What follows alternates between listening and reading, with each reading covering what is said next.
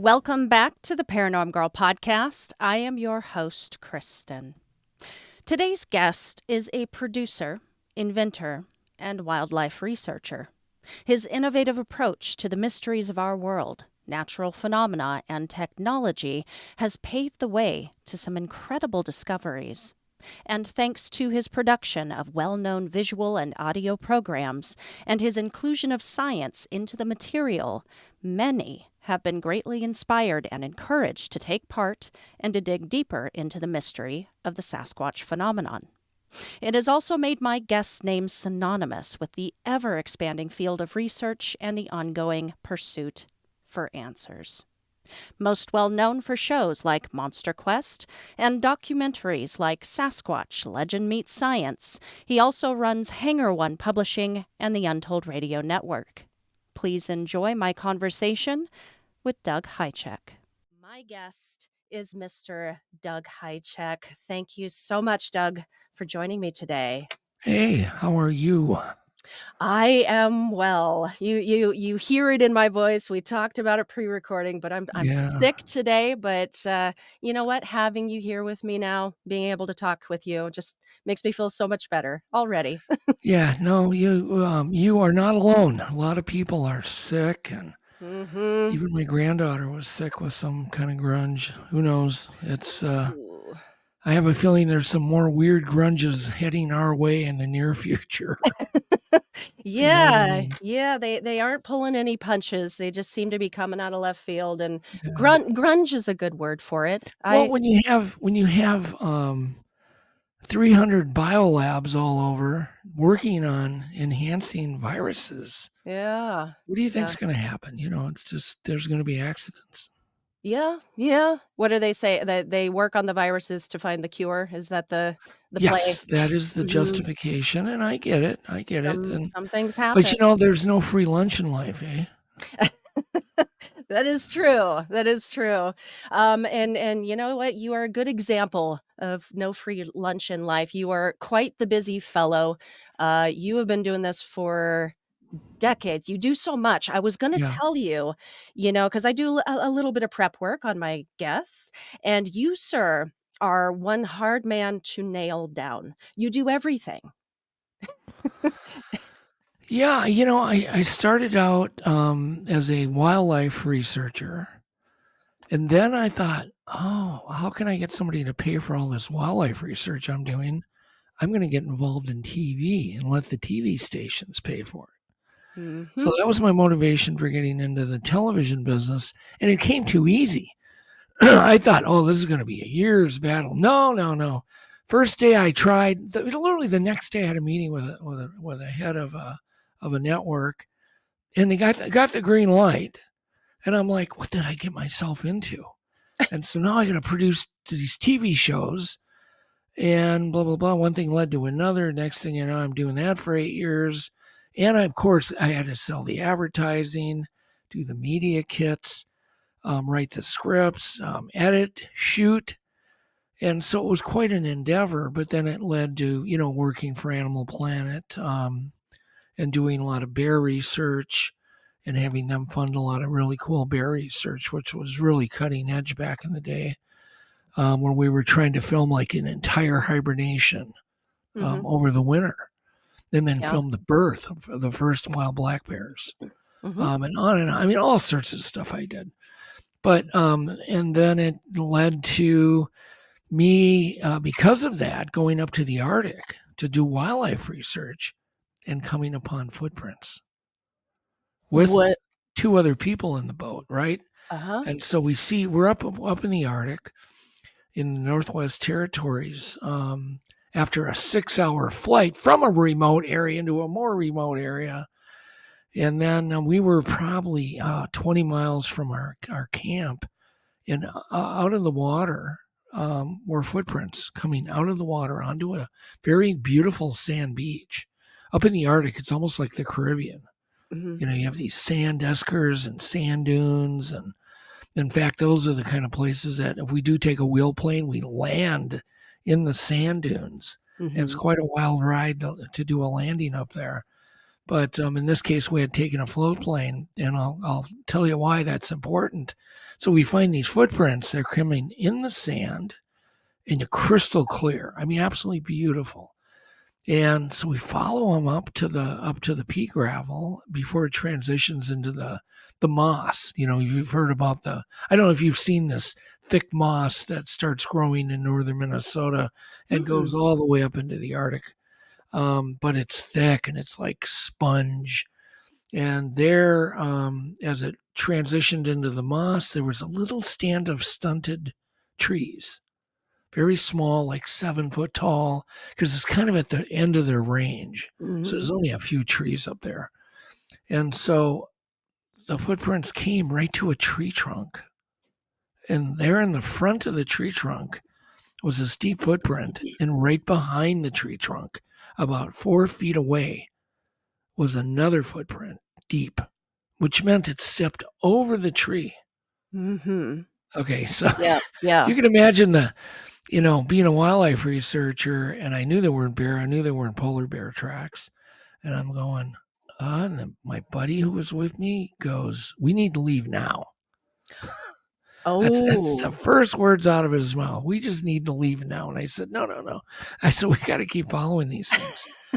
So we get past the trees, and there in the horizon, you could see the tundra rolling way off in the distance. God knows how many miles we could see.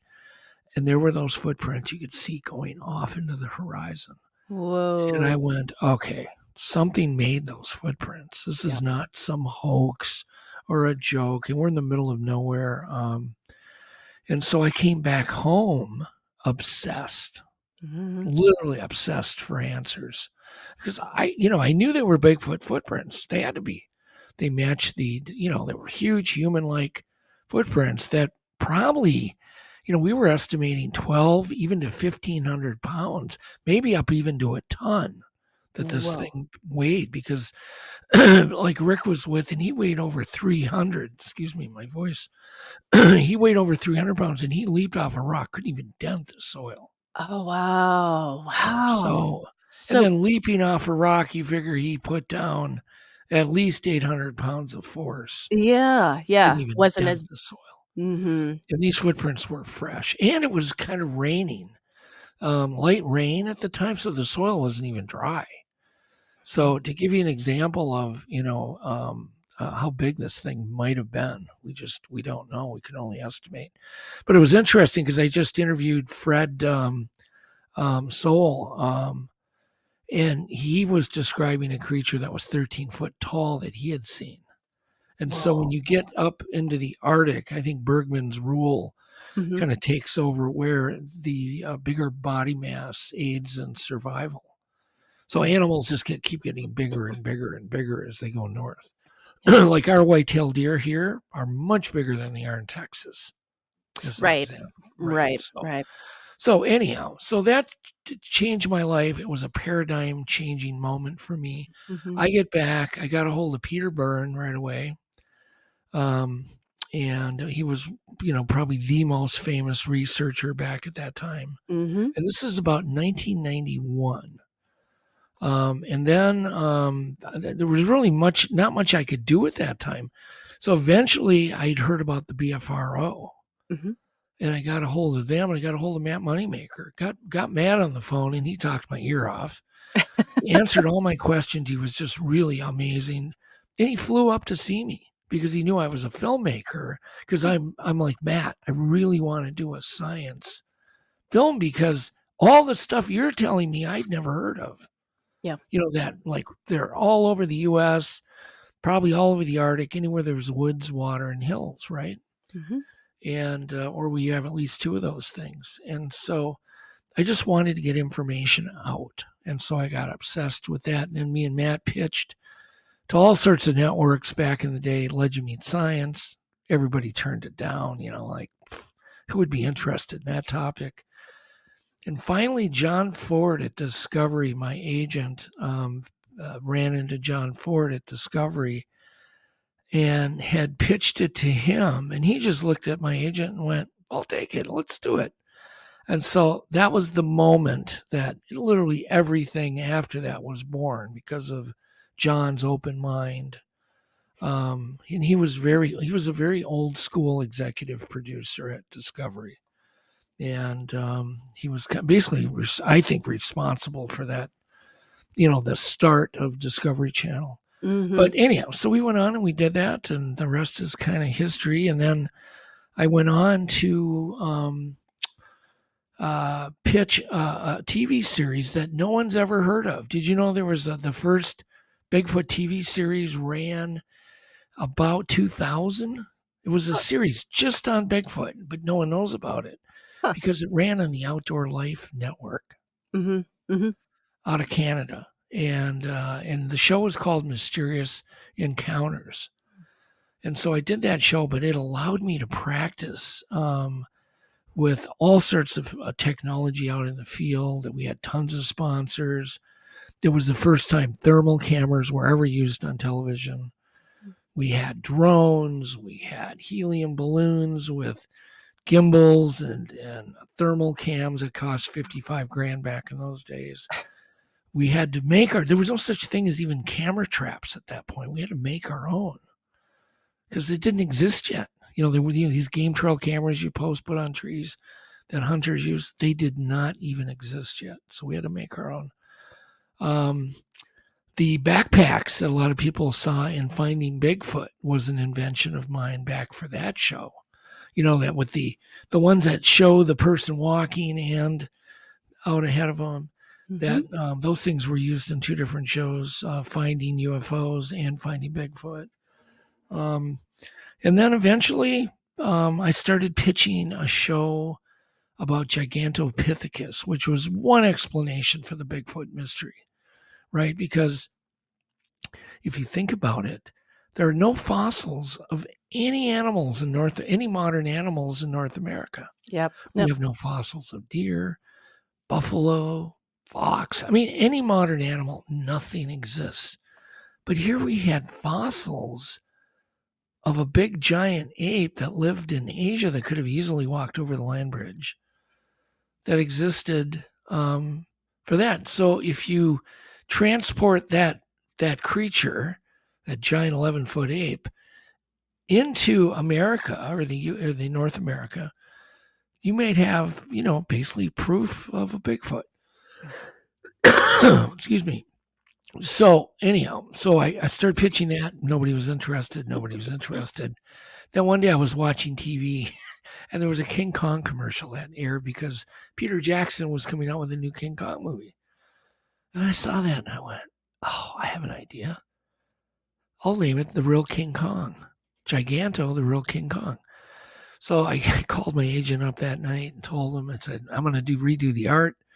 So then he was at a convention and he sold it instantly, based on that name. I sold it to, or NBC said they wanted it. Mm-hmm. Long story short, it ended up getting vetoed by the president of NBC. And then I think NBC had a stake in History Channel. They called History. History said, yeah, we'll do it. So I produced it for them. A lot of people have not seen Giganto, The Real King Kong because it's not on YouTube.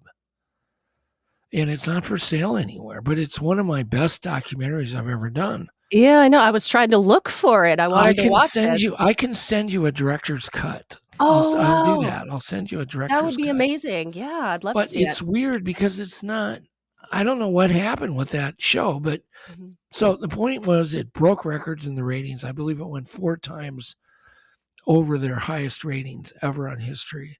They called me up the next day after they got the overnight ratings and they said, can you do more of these? And I'm like, yeah, of course. And so using that same kind of science formula, because there was a lot of science in it. I mean, it was the first time Giganto Teeth actually got a hold of Giganto Teeth, and we tested them for DNA and, carbon dated them and did all sorts of really cool first time things with the teeth. And so then we worked out a deal and MonsterQuest was born. And so that kind of brings us to today. Yeah. Whoa. So you Whoa. asked a loaded question. I guess I did, but that was awesome. And that's kind of that was something I was going to ask you about. I wanted to see that journey of like, what brought us to present day. Yeah. Um, there's a lot involved when you're in production and doing that side of it. I come from an acting background. I do have a filmmaking background too. Mm. I've dabbled a little bit. So it's really interesting here, but like at the start of all of this, I was just so curious about like those days before you approached them and pitched the show and got that green light. Like you said, it was easy, but no national network show is born in a vacuum. Like No. where were you at? You were a filmmaker at that point? Like you had been studying and Yeah, doing? because I had my first TV show in the 80s on Yeah, the yeah. air. And by the way, that show is still on the air. It's a series and it's still going. And it's now on the second generation. The host, Ron Sherritt's, now his daughter has taken over. So my Oh, first show is still on the air, which is like episode 1500 or some damn thing, back from 85 is wow. when the show started. So that's kind of cool. But as you can see, it's everything in life is like a little rung in a ladder, right? You can't get to part 2 until you do part 1, right? And so I like to tell people that if you want success, you just got to do whatever it takes, because eventually you're going to meet the right person, the right thing's going to come up, and you've paid your dues and you're ready for that next rung in the ladder. Mhm. Because if you're not ready for it, you're just going to fail to begin with because it's unnatural. So I didn't produce like Bigfoot programming because I wanted to make money. I produced Bigfoot programming because I wanted answers and needed the money to spend on the science, because labs don't work for free. Scientists generally, they don't make that much money to begin with, and they're going to be damned if they're going to take 2 weeks of their time, because they can't afford it and not get paid. Yeah. And so everything I've done paid for, travel, expeditions, equipment, technology. And so that's what kind of separates MonsterQuest. And I think people are sensing, like, why is MonsterQuest different? Because it wasn't produced by some guy at some, production company said, hey, that's a popular topic. Let's do that. That's not how it happened. I did those shows because I wanted answers. It's why I said yes. It's why I worked MonsterQuest took up my entire life. I gave up so much and sacrificed so much for that show. Started at like 8:30 in the morning, would go all day until about 4:30 in the morning. I'd get just, 3.5 hours sleep and up again. And that's 7 days a week in order to Mhm. get that show done. Because we were even doing double seasons where it was 26 1-hour docs in a year. And Yeah. that's like a grueling schedule. And if you've ever done a network show, there's so many deliverables and legal things and the edits have to be perfect. And then it's got to go through the technical departments to make sure every pixel is in place and on and on. So it really becomes an interesting journey. It's a sacrifice. Yeah. So, and now I've decided, I took a long break because of the burnout from filmmaking, but now I've undertaken Legend Meets Science 2 Yes. completely independently for the reason I don't have a deadline. It's the first production ever in my life. I don't have a clock, or a calendar going, you have to, present your evidence on this date Mhm. because the clock ran out. I can wait for the science to be done correctly. Mhm. So people have to be patient for Legend Meets Science 2 to come out, but I am working on it very hard each week. We just did a big shoot, for instance, where for the first time we regressed hypnotically a bunch of double witnesses to see if any new information could come What? out. As an example, that's the last shoot that we did. And, we've done things like LiDAR drone the entire Freeman film site up Mhm. up at Deduct Springs to determine the exact size of the Freeman creature and to get the whole layout. So, I mean, to take a giant drone that's about $8,000 an hour, and Oh, fly this huge LiDAR drone and map out the entire mountain, that stuff costs money, yeah. and it took Yeah. a lot of people and blah, blah, blah. But those are the kinds of things that we're doing. So I hope when it comes out, people be like, oh, this was really worth it Yeah. because Well, we're going to we have a lot of new answers. oh yeah, yeah. And are you introducing a lot with in any new DNA stuff? Because I know that stuff's Yeah, advancing absolutely. constantly. Awesome. Yeah, DNA is just exponentially. Every day I wait Yeah. actually gets better. Yeah. It's going to get to the point where we're going to all have, we all have a printer on our desks now. Mhm.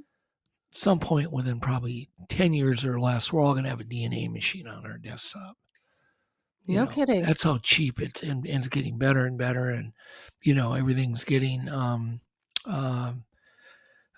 just smaller and easier, where they're solving 50-year-old crimes like nothing right now. Yeah. Yeah. From old skin cells that were on some clothing that's been stored for the last 50 years. They're now finding those people and putting them in jail, even though they're 80, 90 years old. They were a serial killer and got away with it all Mhm. these years. They're catching them now. Yeah. Yeah. And so there's a lot of cold case things happening. And I'm in fact, I had a meeting yesterday with one of the people that work for one of these really high end DNA companies that's going after criminals that have gotten away with murder literally for 50 years. That's how good it's getting. And then with the gen banks are getting better and better, of course, with everybody volunteering, donating DNA. Yeah. But we're going to be covering 24 brand new categories in Wow. Legend Meets Wow. Hunger. So people Oh, go, well, how is that possible? How are yeah. 24 new categories? What do you mean, pieces of evidence? No, categories of evidence. Well, So, it's really good to hear that, well, all of the stuff that's going to be coming in Legend Meet Science too, but that DNA, testing and analysis has gotten easier, it's gotten cheaper yes. because we would have had answers to not just the Bigfoot mystery, but, like some things with UFOs too, there's stuff that's been collected with that as well. A long time ago, it was a wall that people just kept running into, and we would have just been able to answer the question right then and there instead of, not collecting it or having to throw it out because there's human contamination or Yeah. whatever the reason. Yeah, that'll be really, really cool to Well, see. that's one of the obviously challenges of any close relative in trying to get DNA because if they don't get a full sequence, they can always take the ignore any junk that dropped to the bottom or that they couldn't match and just say, well, this human genes in here must be contamination. Mhm. Yeah, but you got to remember, I mean, every hominid is contaminated with each other. Gorillas are contaminated with the human DNA too. Yeah. I mean, there's no end to it. Or are we contaminated with gorilla DNA? We're all related. Yeah. And so the key is to get the full genome or so much that then now we'll look at the stuff that drops that doesn't match, which may only be a few genes. It may not be this giant thing. We've already had gotten DNA up at Snowgrove where there was we didn't get too many base pairs, but we got enough to where there were a few that matched chimpanzee. And it's like, well, what is that doing up? And, there's a few Hmm. genomes that are divergent in chimps over humans. And we happen to nail a few of those in Ontario. Well, what's that happening up why in Ontario? And then of course you have to redo it. You have to have enough materials to redo it to prove this is really a thing and it wasn't some other kind of mix up. So Yeah. yeah, it's a challenge trying to get DNA off an Oh, unknown yeah. hominid. Yeah, it's really Yeah. tough. It's a Yeah. humanoid. It is. Yes, yes, we are all related on some level. So I saw briefly a Kickstarter for Legend Meat Science too? Is that still open? Can people still Yes, it contribute? still is. Okay, And, okay. our well is just about dry. Our last shoot, we had to spend, it was $14,000 when Ooh, all the bills came in for the flights and the hotels and the food and the blah, blah, blah, just to get people up here for this. And then, of course, for the therapist that did the regression and the hip, everybody has to be paid. yeah. And we do everything as cheap as we can. We had a fixer that worked for free to look for the nicest but cheapest hotel in the area that people could, we do everything we can to save money. But yeah, our well is about dry again, and we've got many more shoots to do. Okay. We figure we're just probably crossed the halfway point, and they can just go to Hangar One Publishing, and there's the Legend Meat Science, and they can still get involved with all the benefits of, getting the credits and getting merch and all sorts of cool things to fund Legend Meat Science. Because you got to remember, in MonsterQuest, I wouldn't say it was an unlimited budget, but I had enough. I never had to worry about the money, Mm-hmm. where things are so expensive nowadays. And we're not doing this on the cheap. We want to present a really beautiful, well-produced doc. So, yeah, they can feel free to donate. All We right, need it. listeners, you heard him. Go donate. We gotta help him get this finished. We all want to see it. Well, real quick here, let's jump back a little bit to you said that your first encounter, what set you off on this obsession, this path with Bigfoot and other mysteries, that kind of dominoed into itself, were these footprints.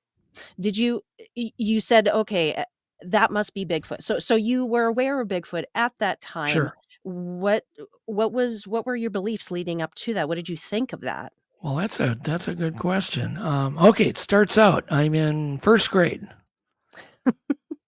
and there is a magazine. I would think it was Boy's Life or God, with the Patterson creature photo on it. Hmm. And I see that in the library, and of course I grab that. I remember yanking it out of my buddy's hand. It's like, no, no, no, no. So I looked at that, and within that 3-second rule, even at a young age, as a kid, I realized that was a real creature. I could tell.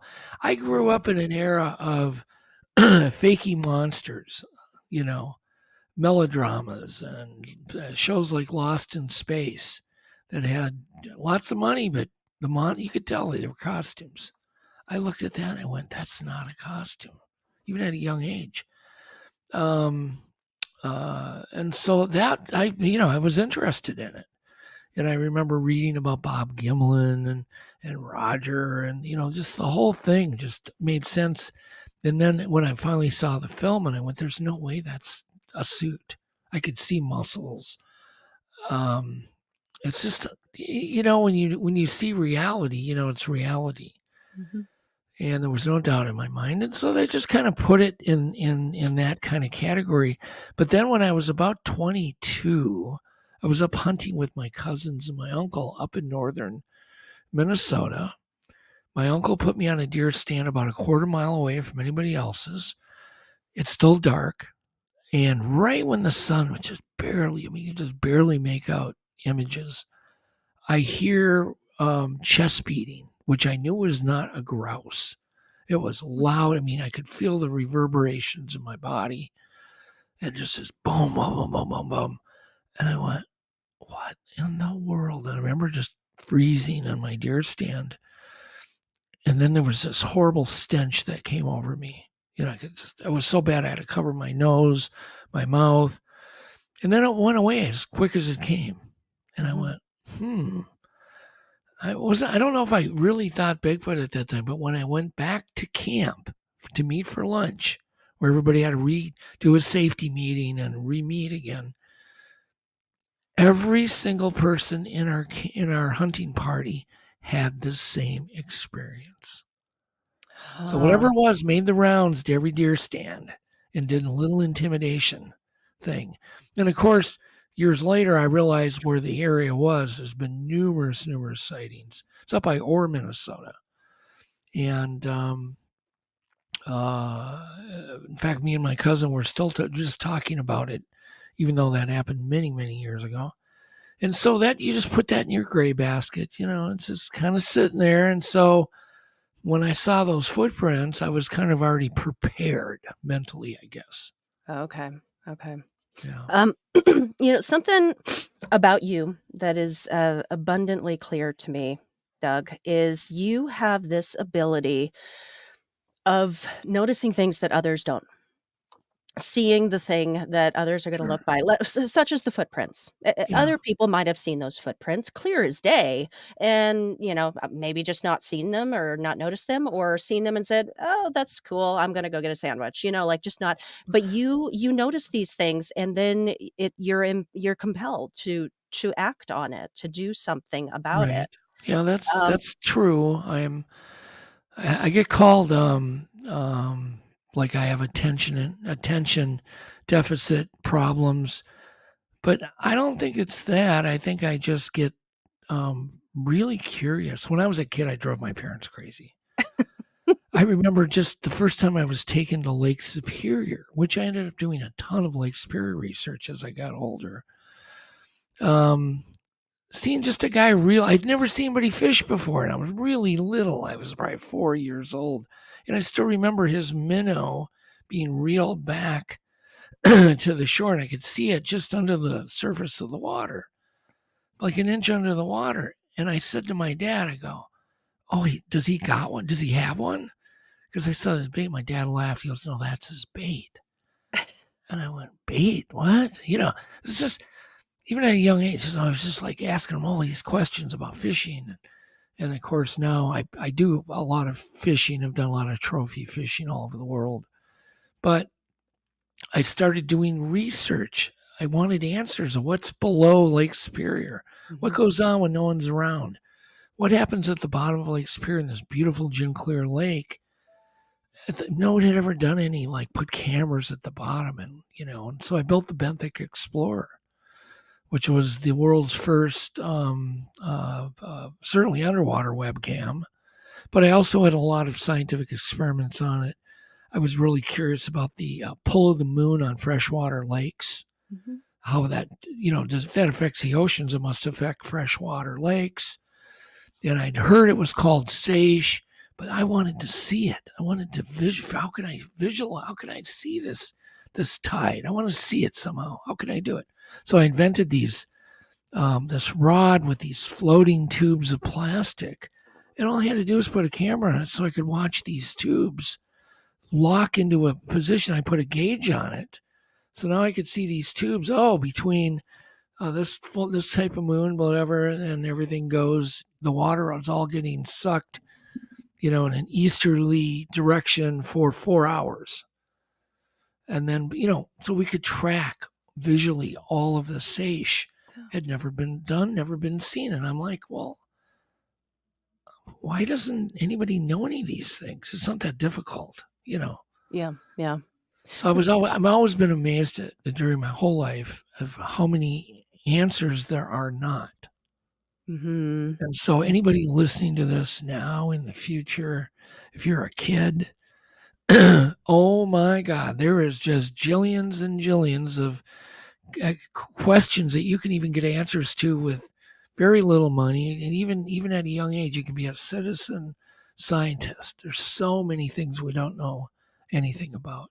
Yeah, Just yeah. get creative and try to get answers on whatever you're curious about. So that's Yeah, yeah. Well, and that speaks to the way I think your brain works too. You take thinking outside of the box to a whole other level. Like I mentioned in your bio, you are an inventor. You literally create new systems, new ways of doing things, like the Lake Superior, that setting up that camera system. I didn't know this. You captured the first video of a giant squid in its natural environment. You caught that video because of the camera system that you created. right. The Yeah, tro yeah. It was just once again, it was that kind of that rung in the ladder. I was up in the Arctic. again, and we were trying to do get footage of a giant lake trout. I had seen a 6 foot. Can you imagine a 6 foot long trout? I saw one with my own eyes in the gin clear waters, and we were at Knowlton Lake, and it was at the mouth of the Windy River, right? And so I see this thing coming up, chasing a 30-pound trout, which is a big trout. It's about 44 inches long, right? 4 foot. But I see this thing that's 6 foot plus. And I thought, well, how is that possible? Why would this one fish be big and these other fish are big, but not like this monster I saw? And I looked at my guide and he goes, oh, we see those all the time. I went, what? What do you mean you see them all the time? And he goes, oh, yeah, we see them, but they're too slow. We can't catch them. So I'm like, okay. So I get home again and I start calling fishery people and looking for a biologist who wants to team up with me to prove these things exist. And so that's what we were doing up when we found the footprints. Whoa. So you see how curiosity can, it can do good things. And doesn't necessarily one curiosity thing might lead to some other breakthrough down the line, right? Yeah. Oh, yeah. It may shift on you. But I kind of believe the universe helps you, It helps the curious. Let's put it that way. So if I'm ever going to be famous for a quote, it's the universe will help the curious. That's it. That's going to be the name of this episode. Well, and, I wanted to ask you about something that you have. I'm not sure exactly where you are in the process right now, but it's an invention of yours, and it could help those curious about Sasquatch kind of more quietly and efficiently and quickly find them out in the woods. Can you tell us about this e-bike? Oh, yeah. So, so I got obsessed with e-bikes only because I'm not obsessed with electric cars because there's a tipping point of efficiency. I know how expensive, dangerous, hard to mine the minerals. But on a bike, because the bikes are so light, it doesn't take a huge battery to propel them, at a pretty quick speed, and if you use the right gears. So I got kind of obsessed with building better quality, more silent, far more powerful e-bikes that could tackle mountains and do different things. And then I thought, well, this would be the greatest research tool ever for wildlife researchers in general, let alone Bigfoot researchers, to get in the back 40 quickly, silently, and have cameras that come on automatically, fully automatic, where it records the audio and the video front and back while you're driving, and infrared and color, whatever, all automatically it changes. But so there can be no operator failure, right? Because that's kind of the problem. Well, I didn't have we were driving, I didn't have my camera on, right? You can't turn them off. So a wire to do everything. So the moment you're using your bike, it's recording whether you want to or not. So you got to forget about it. And it buffers. You don't have to ever switch memory cards. You're never going to have the memory card full problem. And so I, perfected that, got rid of a few used ones, built one, like for Todd Neese, wanted one. But I think it's the future. Anybody can build these. I'm always happy to share how to do it. And it's just a matter of, what would I put it? The element of surprise, I think, is huge. Right. The silence of these things is crazy. We've had things like bobcats kill prey right in front of the e-bike because they didn't hear it, they didn't see it, because they're silent, and they're not spooked by it. Deer are not. I was actually doing experiments yesterday with deer. Deer are, for some reason, they literally won't budge for an e-bike. They'll stand their ground. They won't even look at you. And if they do look at you, they're very confused because they're used to seeing either visual cues. Imagine how many bikes deer have seen. People pedaling by and blah, blah, blah, blah. And they're used to the sounds. So I really think that if the people who start using these things are going to have great success. There's one guy I know of in Washington that claims he's had like 4 sightings already. But he didn't have Whoa. any cameras on his bikes because he was using an e-bike with the proper gearing so he could get up the mountains. And he's had 4 sightings. He has a channel on YouTube, and you can find, I think if you type in e-bikes and Bigfoot, and he was a pioneer in this too.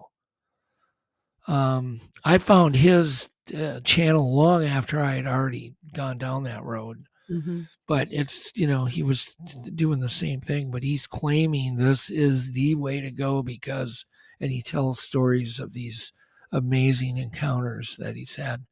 Because once again, a Bigfoot's gonna, they're gonna hear ATVs coming, side by sides. That 4-stroke motor, they're gonna hear that. They're not gonna hear a thing with these. Mm-hmm. You're going to come around a corner on a logging trail or a 2-track or a single-track trail.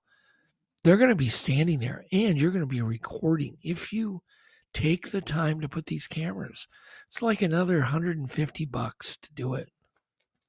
So these are already in use to some extent. You said you would be willing to share with folks how to actually Sure, people. build. I'm happy to Yeah. share how to do it. Sure. Yep. Awesome. Yeah, you're very gracious with the information that you share with folks because I think, you want to help others who are just as curious as you are. Yeah. Like it makes me think of you have this really awesome featured segment. I think it's a recent segment that you introduced on your show, the technological breakdown. Yeah. And that's so cool to think about all these little products and items and advice that squatchers, people out in the woods looking for the stuff that could just make their lives and the search so much easier. So yeah, just thank you for being so Yeah, open no, with the it's information. a challenging thing to do because I take for granted everybody. I kind of think, well, everybody knows this. I'm like, no, they don't. No. And then I think about all the new people getting involved in this, the kids, the teenagers that maybe saw Bigfoot while they were driving with Yeah. their family to the campgrounds. Suddenly now he's obsessed. He doesn't know anything. So I'm just hoping to put the knowledge out there. A lot of untested ideas I'm throwing out too, but this is cool because now people have new things to test, so it's like I'm hoping to create a whole band of researchers that we can eventually maybe get that footage because there hasn't been any new breakthroughs. Yeah. It's been a long Yeah. time. We're due. It has. Yeah. Well, yes. Overdue. We gotta do, Yeah. and we don't know anything about these creatures. We don't know, what spectrums they see in, hear in, what their habits are. We don't know anything about their life cycle. We assume certain things, but I think that's kind of a mistake. The older I'm getting, the more I'm realizing, really, do they migrate south? Because that's what I would do. I would want to be warm in the winter. What if they migrate north? you know, Mhm. so we need to kind of start going, well, maybe they're not doing what humans do. Maybe they Mhm. don't think like humans. Maybe they think differently.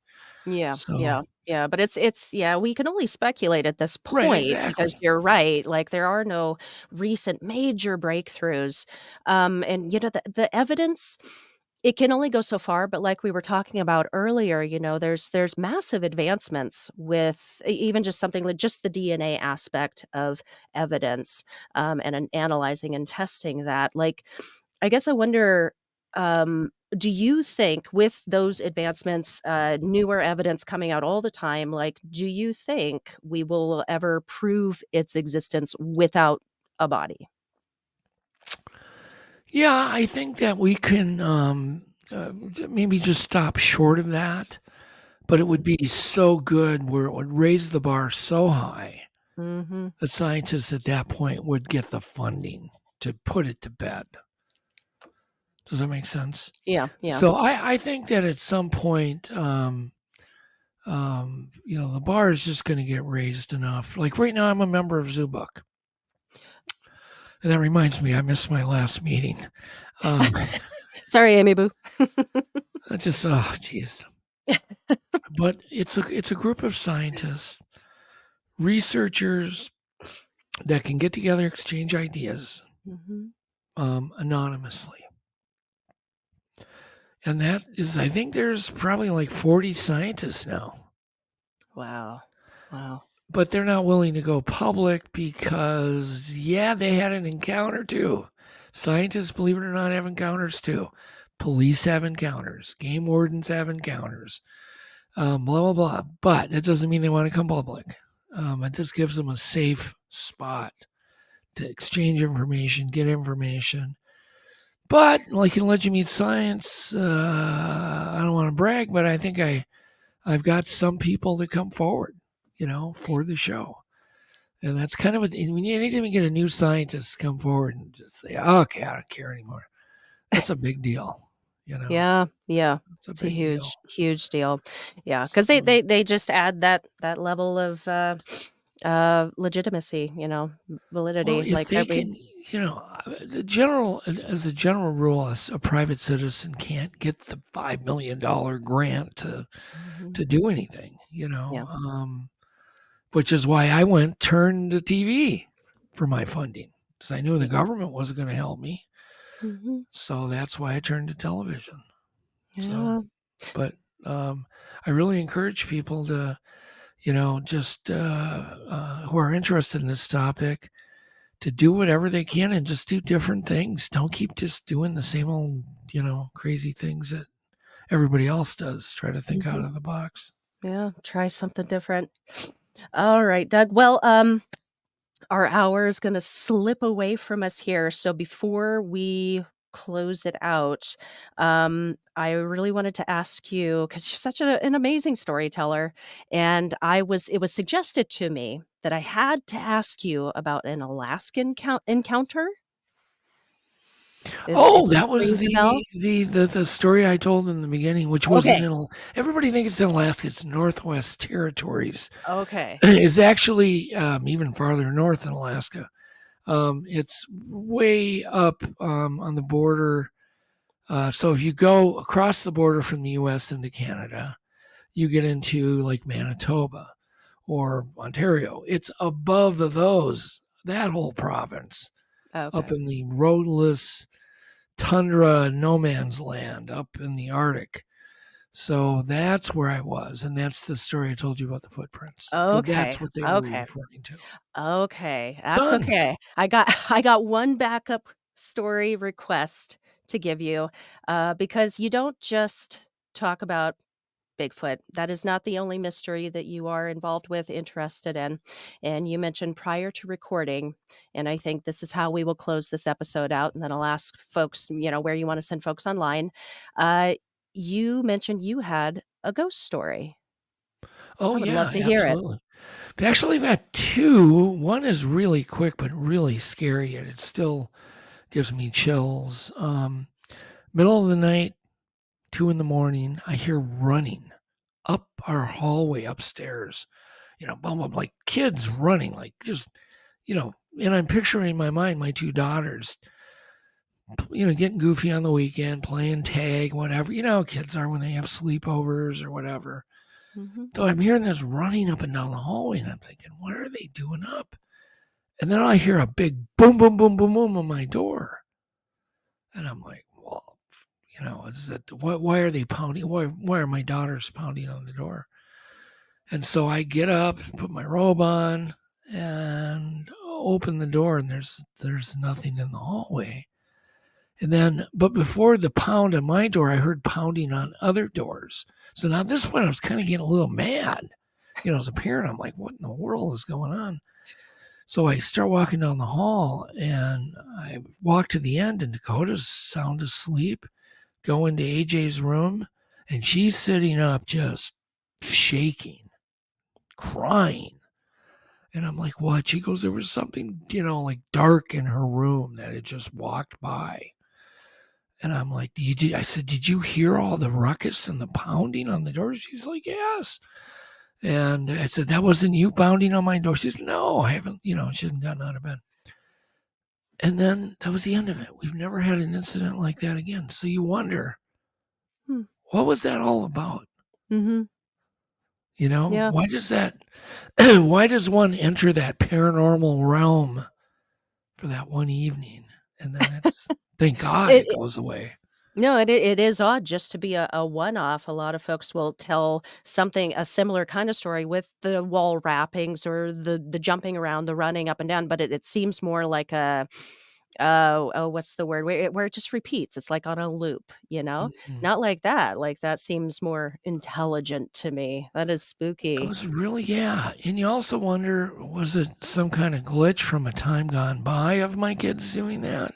Oh, You yeah, know, yeah. you know what I mean? Because Mhm. I start thinking about these ghosts and people's sightings. Like I had a guy come to me recently, a friend, and he said, "I just saw my dog that died 2 weeks ago." Whoa. And I'm like, well, maybe it was a kind of a time glitch. Yeah. Mhm. It may not Mhm. have been your dog. Yeah, it was your dog, but maybe it wasn't a ghost of your dog. Yeah. It Yeah. was the reality of your dog. So the one ghost that I did see and had numerous witnesses, which was really cool. Well, we were at a theater, and it was during Christmas, and we were there watching a comedy Christmas movie, not a spooky movie, not what you're gonna expect. You're not in that frame of mind to see a ghost, right? Mhm. And it was like a Jennifer Aniston Christmas comedy, and you're not in that mood. So all of a sudden, I see this guy walk by me, and I thought nothing of it, but the theater wasn't very packed with people. I would imagine there were under 10 people in the theater. So this guy walks by and goes out the door. Think nothing of it. A lot of people got to use the restroom, go get popcorn, get a pop refill, whatever. And then 5 minutes later, here he comes again. But I'm like, I don't recall him coming back in because there's no doors up, on the higher part of the theater. So I'm sitting kind of down by the front. 5 minutes later, here he comes again. And I'm starting to pay attention now just a little bit. Like there's something wrong here. And he goes right out the door. Now, I'm really, at this point, after the third time, I'm paying attention 100% now. I'm not even watching the movie. I don't give a damn about the movie anymore. So here he comes again. He just appears. Now, I can't look behind me because, one, people would be really weird if I turned around and just stared at the people sitting behind me. But all of a sudden, the guy just starts coming down the stairs again and out the door. Now, I sort of noticed what he looked like. He had a green trucker's hat.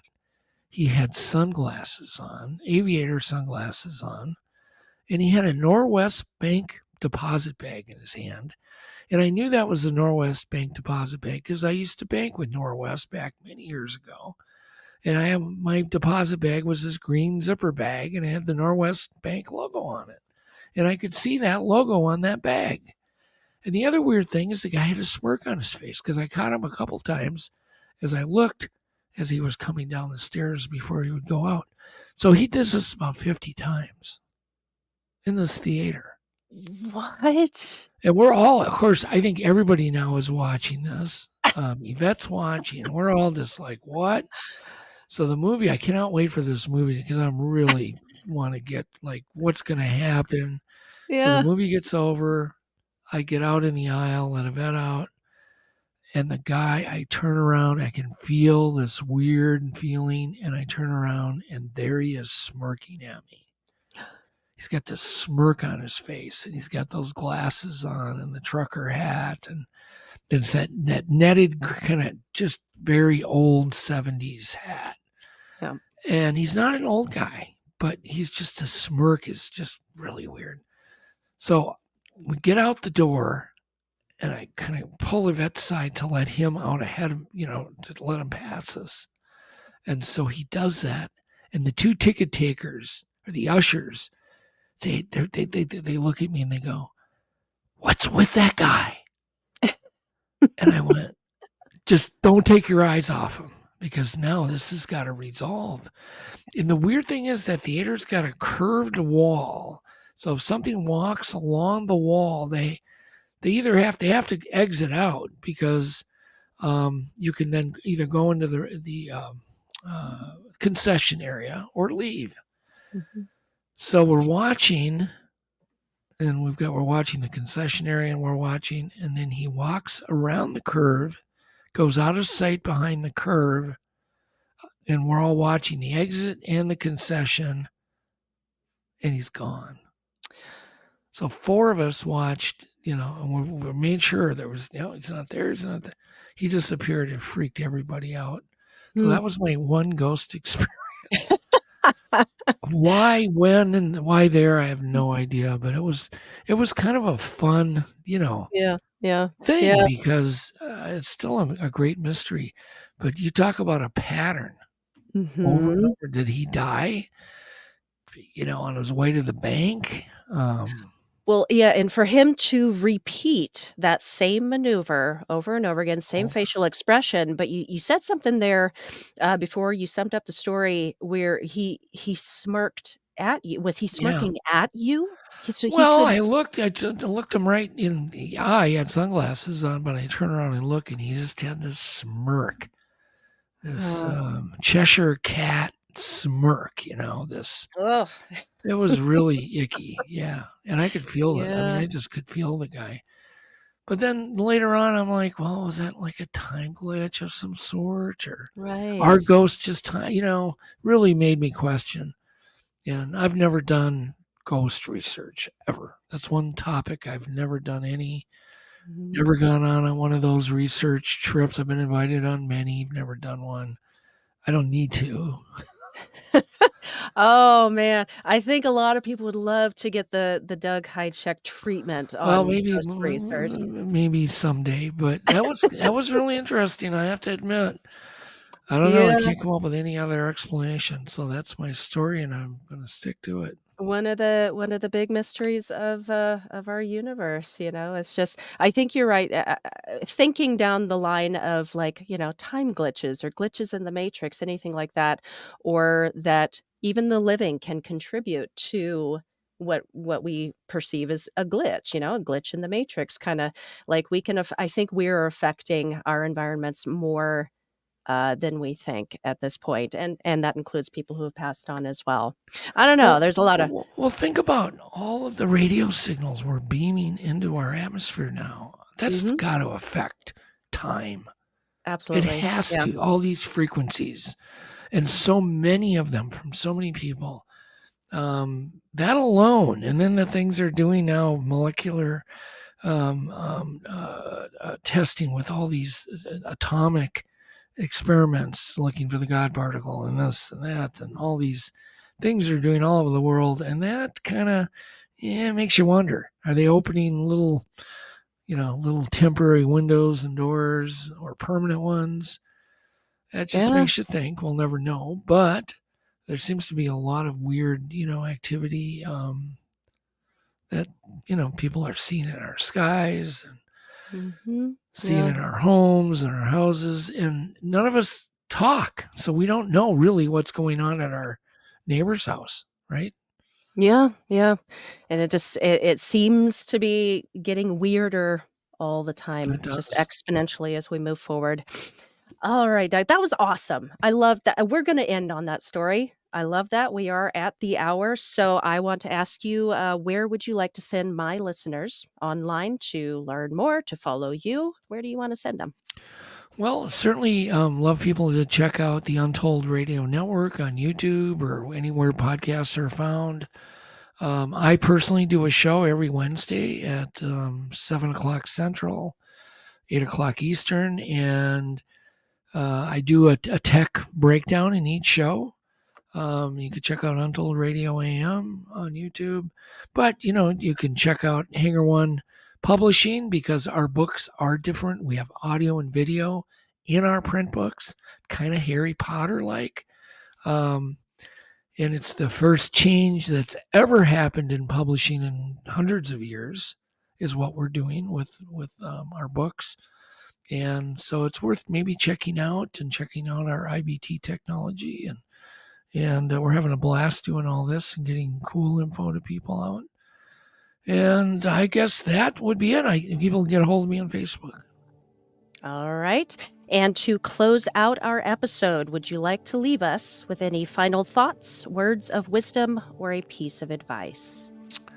No, but if you're into any type of research of any type, just remember this. Whatever it will be, if it's successful, will be multi-step. All right.